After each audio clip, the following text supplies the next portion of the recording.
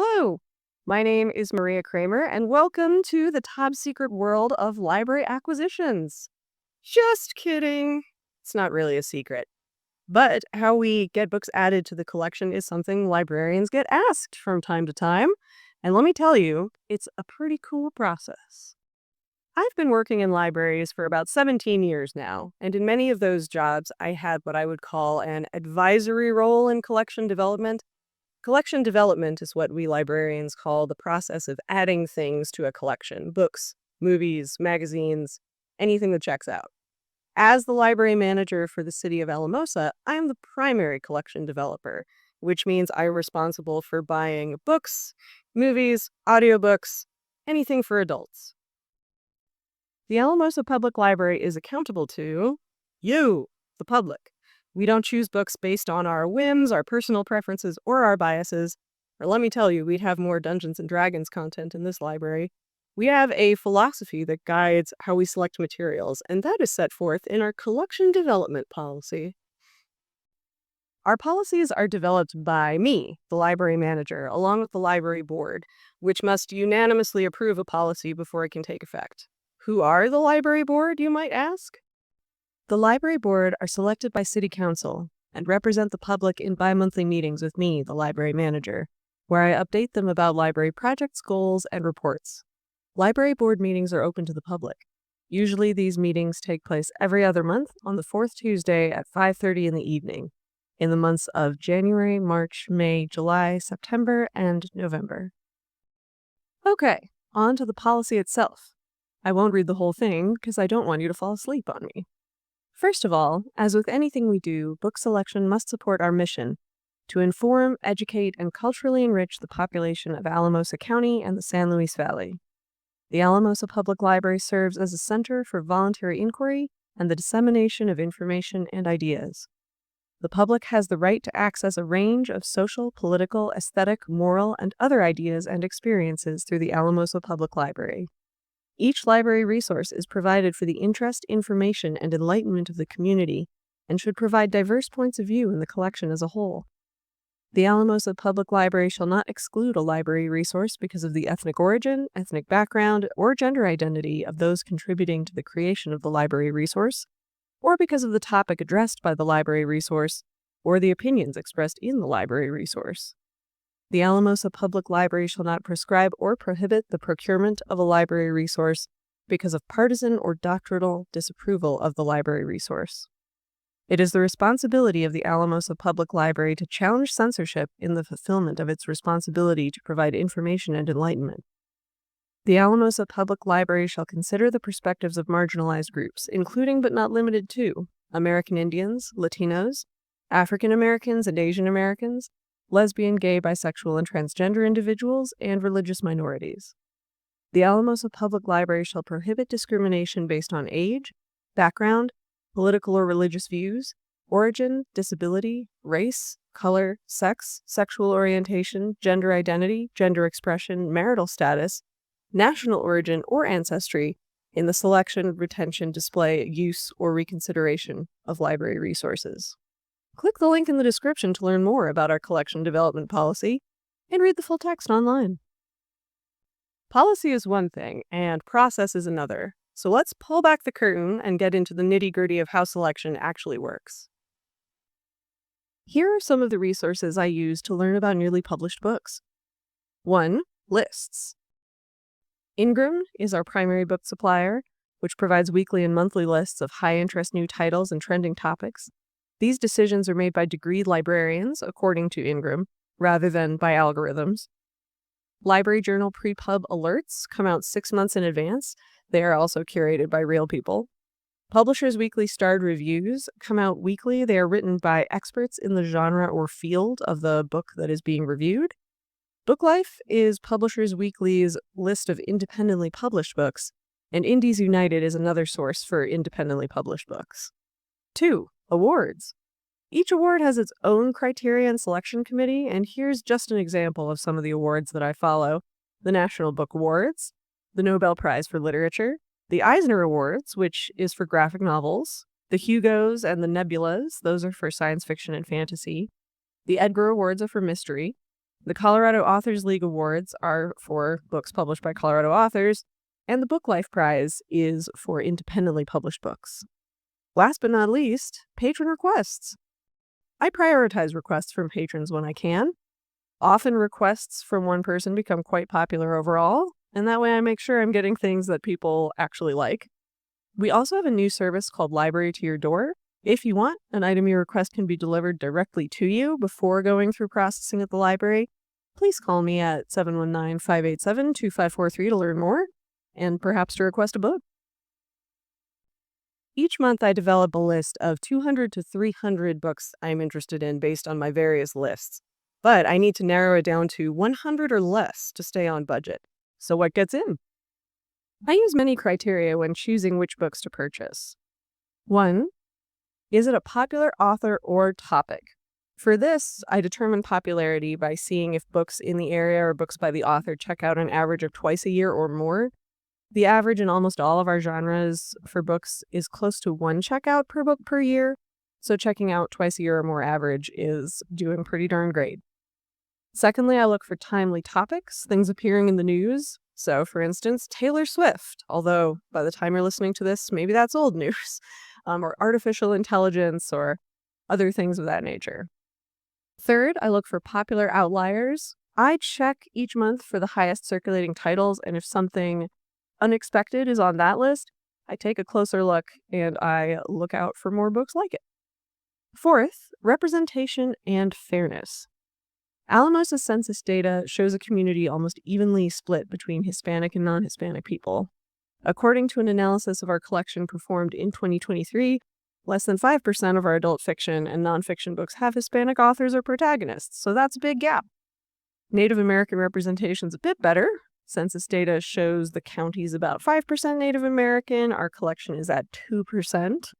About 12% of Alamosa residents claim some type of disability. Less than 1% of our collection reflects this. About 4% of our community is LGBT. Less than 2% of our collection reflects this. Of Alamosa's Christian community, 45% are Catholics and 10% are Mormons. Unfortunately, I have no figures about the specific breakdown of our collection addressing these experiences, but most of our Christian books are either Amish-focused or non-denominational. Catholicism and Mormonism are both very unique. Almost 19% of Alamosa residents speak Spanish, and our Spanish language collection consists of 230 items, compared to our adult fiction collection as a whole, which contains 4,500 items. We have almost 200 books by James Patterson alone, so, we need more Spanish books. The fifth criterion is something called mirrors and windows. This analogy was composed by Rudine Sims Bishop in 1990. She was a professor and researcher of children's literature at Ohio State University. So what it means is that some books are mirrors for you. They reflect your experience back to you. You can see yourself in the book. And some books are windows for you, exposing you to new perspectives and new ways of seeing things and new modes of life. And when I'm selecting books, I try to create a balance of mirrors and windows for the whole community.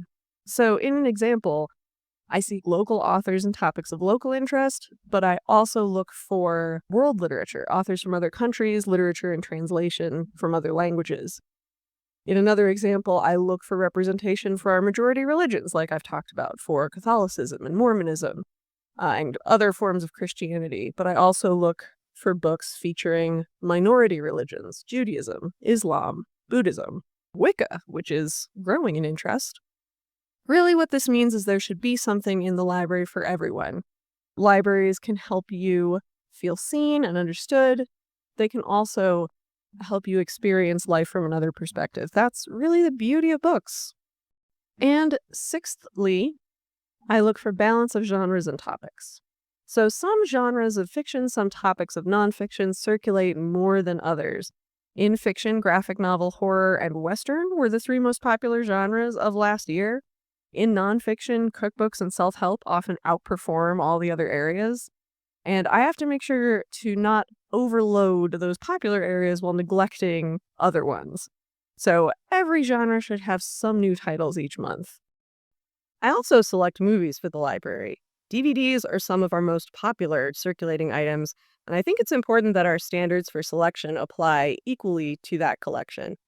The representation gap that we found in the adult book collection that I mentioned before, well, it's even bigger in the DVD collection. When making selection choices in DVD and Blu ray, I look for 1. Popular and high interest films or shows, 2. Continuations of popular series, 3. Award winners, 4. Acclaimed films that haven't won awards. I look for these in library journal reviews, video librarian reviews, and I look to see what's showing at film festivals. 5. A variety of perspectives, especially in those gap areas that I previously talked about in relation to our book collection. A gap that exists uniquely in our movie collection is films directed by women. A recent analysis showed that only 90 of our over 4,000 DVDs were films directed by women, so that's a big gap. And 6, last but not least, patron requests, of course. As the film distribution and streaming landscape changes, our ability to get high-interest content on DVD and Blu-ray changes along with it. Some items are only available in certain formats that our community might not have the ability to access. To help with this, we've also acquired a 4K DVD Blu-ray player and a multi-region DVD player that are available for checkout. Ask your library about it today. You breathe in, you breathe out. Things grow and they die. The items in our library also have a life cycle. Every year we go through a process called weeding. This is an organized process of removing books from the collection. If we only ever bought books and never discarded any, we'd run out of space. I buy about 1,000 to 1,500 books annually, so I have to get rid of about that amount annually. Breathe in, breathe out. But how do we choose what gets removed? First of all, popularity. Books do have to earn their place on the shelf. If people aren't interested in them, it's better for those books to be sold in our book sales to people who appreciate them, leaving space for other titles, and supporting library operations. If a book hasn't checked out in 5 years or more, I usually remove it, unless it's rare and of local interest. Second, accuracy. Nonfiction books can expire in some areas as science advances. Think about topics like medicine or computers. For a guideline, I use the CREW method developed by Joseph P. Siegel in 1980 for the American Library Association. It's been revised several times since then. It recommends appropriate ages for different parts of your nonfiction collection, and detailed information can be found in a link in the description. After generating a list of titles above the target age, I do look them over to make sure that they aren't still relevant. And third, physical condition. Sometimes books just get old.